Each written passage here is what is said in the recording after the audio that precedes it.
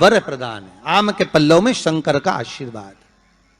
11 आम के जो पत्ते जिस डाली में लगे होते हैं वो डाली कोमल सी डाली, 11 टुकड़े महाराज एक कच्चे सूत से लपेटकर 11 बार उसका भाग, जब उसको लपेट लोगे इस तरह से इकट्ठा करके, आगे का जो भाग है 11 बार कच्चा सूत लपेटने के बाद जो भाग पीछे का आगे का कोई भी हो उसको शहद में डुबाकर शिव जी को समर्पित कर दो। किस जगह पर रखना है? अशोक सुंदरी वाली जगह। अशोक सुंदरी की जगह जानते हो आप लोग, पहले भी आपको बताया है, आज फिर आपको वर्णन कर दें। जैसे ये गोल जलाधारी है, ये शिवलिंग रखा है,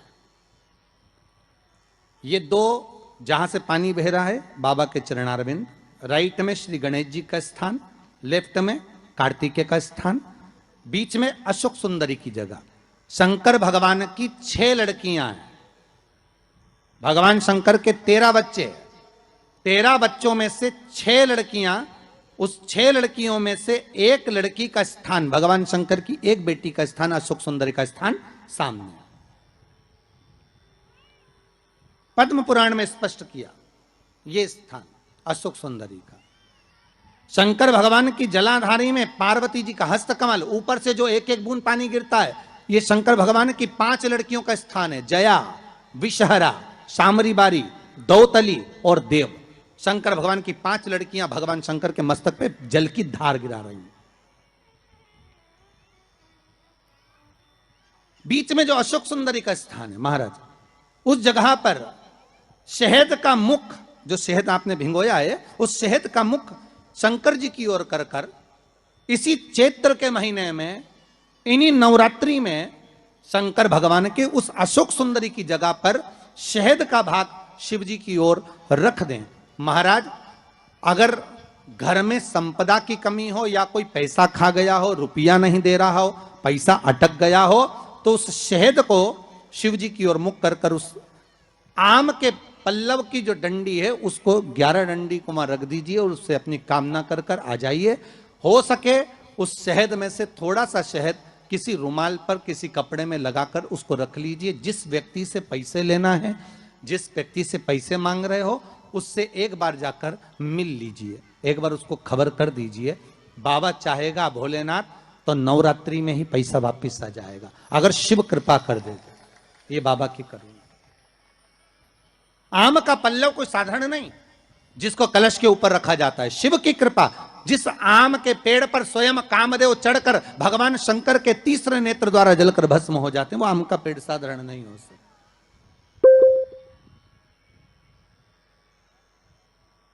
सहज नहीं है। और वैसे भी शिव शिव है। घर में ज्यादा रोग हो, बीमारी हो, ज्यादा तकलीफें आ रही हो, कष्ट बढ़ रहा हो, बीमारियां बढ़ रही हो, या भय लग रहा हो, डर लग रहा हो, हृदय चित्त में कहीं ना कहीं आपको भय का भान हो रहा हो, तो 1 लोटा पानी, एक कलश में जल भर कर रख लीजिए और रात भर उसको रखे रहने दो। नवरात्रि चल रहा है, उस कलश को रात भर रखकर सुबह सुबह उस कलश में एक बेलपत्र डालकर उस जल को नीम के पेड़ के नीचे, जहां चैत्री नवरात्रि में नीम के पेड़ के नीचे सारी विद्याएं, आद्य शक्तियां, सारी देवी उस नीम के पेड़ के नीचे विराजमान रहती हैं। उस कलश में एक बेलपत्र डालकर रात भर रखकर उस जल को पूरे घर में घुमाकर उस नीम के पेड़ के नीचे समर्पित कर दीजिए। महाराज घर में भय लगना बंद हो जाएगा, कोई बड़ी बीमारी आपको घेरेगी नहीं और उस बीमारी से, उस रोग से आप मुक्त रहेंगे। उस बीमारी से, उस रोग से आप मुक्त पाएंगे। वो बीमारी आपको घेर नहीं। विश्वनाथ को कुछ नहीं चाहिए, मेरे शंकर को चाहिए क्या? अगर आपके जीवन में ऐसा लगे कि बहुत बड़ी बीमारी आ गई और आपके घर का व्यक्ति वेंटिलेटर पर पड़ा हुआ है, तो शमी के वृक्ष के फूल ले आओ 7, और शमी के वृक्ष के 7 फूल लाकर एक एक फूल शंकर भगवान को श्री शिवाय नमस्तुभ्यम कहकर उस व्यक्ति के लिए जो पड़ा हुआ है, अंतिम सांसें गिन रहा है, जिसको अटैक आ गया, अंतिम सांसों में जो गिन रहा है, उसके नाम से भगवान शंकर पर चढ़ाना प्रारंभ कर दो। मात्र 7 पुष्प, उस शमी के वृक्ष के 7 पुष्प आप शिव को समर्पित करिए, उसका नाम और गोत्र बोलकर, और भगवान शंकर का मूल मंत्र श्री शिवाय, जम के बोलिए श्री शिवाय नमस्तुभ्यम बोलकर एक एक शमी का फूल शंकर पर चढ़ाना प्रारंभ कर दो। फिर आगे वो विश्वनाथ की मर्जी है, वो प्राण कैसे लेकर वापिस आता है, उस काल से छुड़ाकर महाकाल कैसे लाता है, ये वो जाने। आपका फर्ज केवल आप अदा करिए। जब अंत में डॉक्टर भी हार जाते हैं, जब अंत में डॉक्टर भी कह देते हैं कि अब हमारे बस का नहीं है, अब तो उस परमात्मा के हाथ में, मतलब डॉक्टर को भी मालूम है कि एक और डॉक्टर बैठा हुआ है, एक डॉक्टर और है, वो बस वो थोड़ा सा दूर तो रहता है पर करीब भी बहुत है। कई लोग कहते हैं गुरुजी वो कैलाश पर रहता है बहुत, तो उनको बुलाएंगे तो आएंगे। हमने कहा कैलाश पर तो रहता ही नहीं है, जहाँ भक्त है वहाँ भगवान, वो दूर तो रहता ही नहीं। आप तो बस केवल उसको बुलाने का प्रयास करिए, आप दिल से बस उसको हाजिर, वो दिल से बुलाओ तो उसको। इसलिए देवी भागवत में लिखा है कि नवरात्रि में एक दिन, जैसे प्रतिपदा है, पहला दिन है तो एक कन्या का पूजन करो, द्वितीया है तो 2 कन्या का पूजन करो, तृतीया है तो 3 कन्या का पूजन करो, चतुर्थी है तो 4 कन्या का पूजन करो, पंचमी है 5 कन्या का पूजन करो, छठ है 6 कन्या का पूजन करो, सप्तमी है 7 कन्या का पूजन करो, अष्टमी है 8 कन्या का पूजन करो, नवमी है, जम के बोलो, 9 कन्याओं का पूजन करो। और अगर इस तरह से आप पूजन नहीं कर सकते नवरात्रि में, तो 9 कन्याओं का पूजन एक साथ, या तो अष्टमी के दिन या नवमी के दिन कर दो, या मध्य में, बीच में भी आप कर सकते हो एक साथ। पर अगर आपकी कोई कामना है, आपकी कोई इच्छा है, मालूम पड़े, जैसे कई लोग कहते हैं कि हमारी इच्छा है, हमारी वो मकान नहीं बिक रहा, या हमारी वो जमीन नहीं खरीदी जा रही, या हमारी कोई कंपनी नहीं डल रही, या हमारे काम में ये अड़चन आ रही है, तो नवरात्रि में, 4 नवरात्रि में से किसी भी नवरात्रि में आप नियम बना लो कि एक कलश की स्थापना कर कर एक दिन में एक कन्या का पूजन कर कर उसको भोजन कराना, लाल वस्त्र देना, लाल चुनरी देना, दूसरे दिन में 2 कन्याओं का पूजन कर कर लाल वस्त्र ओढ़ाना, लाल चुनरी देना, तीसरे दिन में 3, चौथे दिन में 4, 5वें दिन में 5, ऐसे 7-9 दिन तक एक एक कन्याओं के क्रम को बढ़ाते बढ़ाते बढ़ाते बढ़ाते आप उस पूजन का विधान प्रबल कर सकते। क्या मैं नवरात्रि में अगर मान लो कोई साधना करना हो तो कौन सी साधना करना चाहिए? हम किसकी आराधना करें? हम 9 दिन तक किसकी साधना करें? तो अगर बन सके तो देवी भागवत में सबसे सुंदर साधना यही है कि हम एक दिन में एक कन्या के चरण धोकर पूजन कर कर उस कन्या को भोजन कराकर उसका स्मरण करें।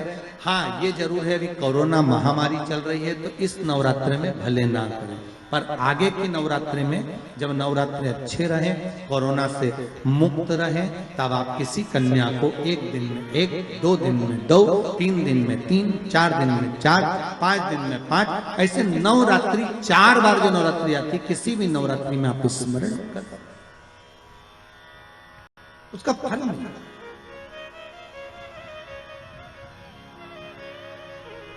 उसका फल होगा।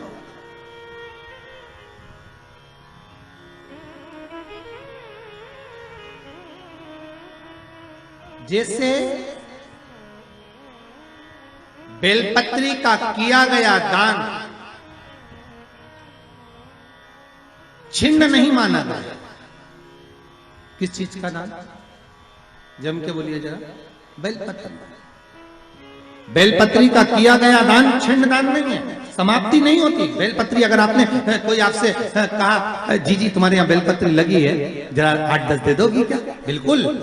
और उससे कहो बेलपत्र तू मत तोड़, हम तोड़ कर देते, और अपने हाथ से बेलपत्र निकाल कर उसको दो दान।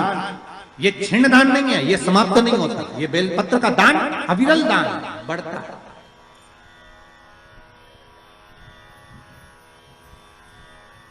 सुख का भान करता है। ये छिन्न होने वाला नहीं। अभी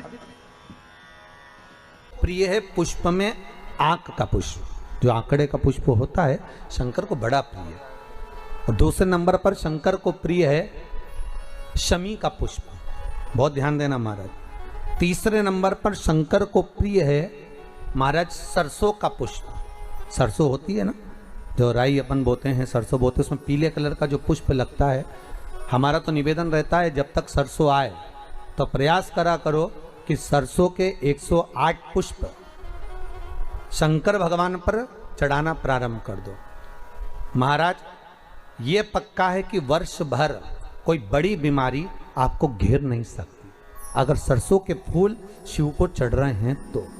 और प्रयास करना कि सरसों का जो पुष्प होता है, सरसों का जो फूल होता है महाराज, अगर कोई व्यक्ति को किडनी या लीवर से जुड़ी हुई कोई तकलीफ होती है या किसी व्यक्ति का एक्सीडेंट हो गया होता है और उसका कोई अंग रह गया हो, कोई शरीर का कोई भाग रह गया और वो काम नहीं कर रहा हो, जैसे किसी के पांव रह जाते हैं एक्सीडेंट के बाद, किसी का हाथ रह जाता है, या कोई अंग काम नहीं कर रहा हो, वहाँ ब्लड पहुँच नहीं रहा हो, वो जगह एकदम सुन्न हो गई हो, खाली पड़ गई हो, तो उसके लिए शिव महापुराण की कथा कहती है कि सरसों के पुष्प 11 शंकर जी के राइट भाग में, जहाँ शिव जी के गण दरवाजे के द्वारपाल मणिभद्र जिस जगह पर निवास करते हैं, कौन निवास करते हैं?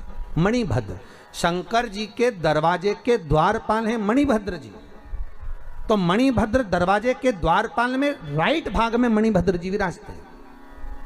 मतलब राइट भाग कौन सा हुआ? जब आप मंदिर से बाहर निकलेंगे तो राइट भाग, मंदिर में प्रवेश करेंगे जब राइट नहीं होना चाहिए, आप मंदिर से जब जाएं तो राइट भाग। मतलब आप मंदिर से राइट से जाएंगे तो शंकर जी का भी राइट हो जाएगा, क्योंकि शिव जी ऐसे बैठे हैं तो शंकर जी का भी राइट हो गया, देवता उनका भी राइट हो गया, तो राइट भाग सीधा हाथ मणिभद्र जी का स्थान। 11 सरसों के पुष्प मणिभद्र के उस द्वार पर आप रख दीजिए और मणिभद्र के द्वार पर रखकर अंदर जाकर 108 वापिस जब आप बाहर निकल रहे हैं, ये पुष्प आप रखने के बाद एक बार बाहर जाएंगे, फिर वापिस आएंगे मणिभद्र के रखने के बाद, और अंदर जाकर 108 सरसों के पुष्प शंकर को समर्पित करेंगे महाराज। उस सरसों के पुष्प जो शिव जी को आप समर्पित कर रहे हैं उसको वापिस लेकर आएंगे, श्री शिवाय नमस्तुभ्यम बोलकर उस सरसों के पुष्प को महाराज सरसों के तेल की बोतल में उसको डाल लीजिए। शंकर भगवान को किसी भी प्रदोष में, शाम के समय प्रदोष काल में उस तेल को वापस ले जाकर चढ़ा दीजिए शिव जी को, उसको वापस लेकर आ जाइए। उस तेल का प्रयोग आप नाभि में डालिए और जो शरीर काम नहीं कर रहा उस स्थान पर कम से कम 15 दिन 20 दिन तक उसकी मालिश करना प्रारंभ करिए। बाबा चाहेगा तो चलाने का प्रयास कर देगा और वो अंग, वो शरीर काम करने लगेगा। मणिभद्र का स्मरण, श्री शिवाय नमस्तुभ्यम, सब बोलिए एक बार जमकर, श्री, अरे पहले बोल दिया, हमारे साथ तो बोलो, श्री शिवाय नमस्तुभ्यम। भगवान शिव के मंत्र का स्मरण कर कर करते सरसों का जो पुष्प है उसमें आनंद की अनुभूति है, आनंद के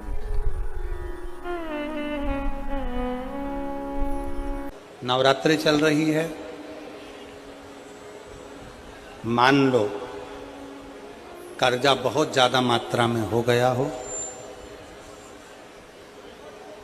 पीक अच्छी नहीं आई हो, फसल अच्छी नहीं आई हो, बहुत टेंशन की जिंदगी अगर चल रही हो, बहुत चिंता ग्रसित कर रखी हो और ऐसा लग रहा है कि पैसे की आवक कहीं से नहीं है और टेंशन बढ़ता जा रहा है, तो ये नवरात्रे जब पूर्ण हो तो दशमी जब तिथि आए, 9 दिन पूरे होने के बाद जब दसवीं तिथि आए, दसवीं दशहरा, चैत्र का जो दशहरा, नवरात्रे पूर्ण होने के बाद में जो दशमी तिथि आए,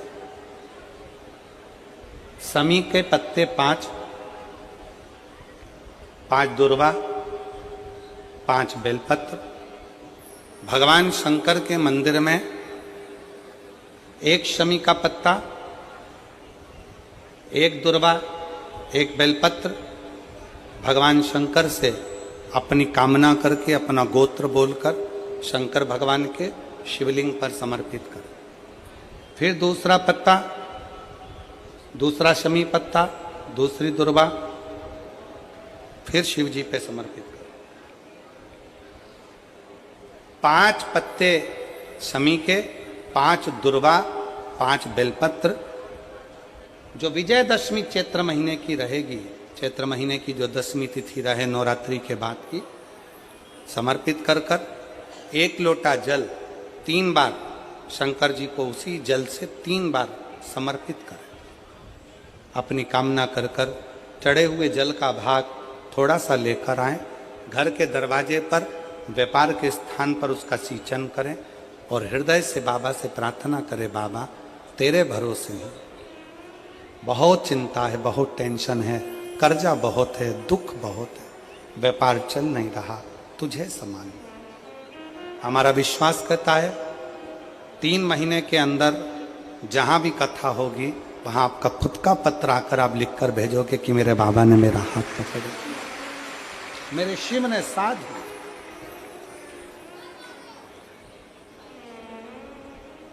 विजयदशमी पर शमी के पत्र की बड़ी महत्वता होती है।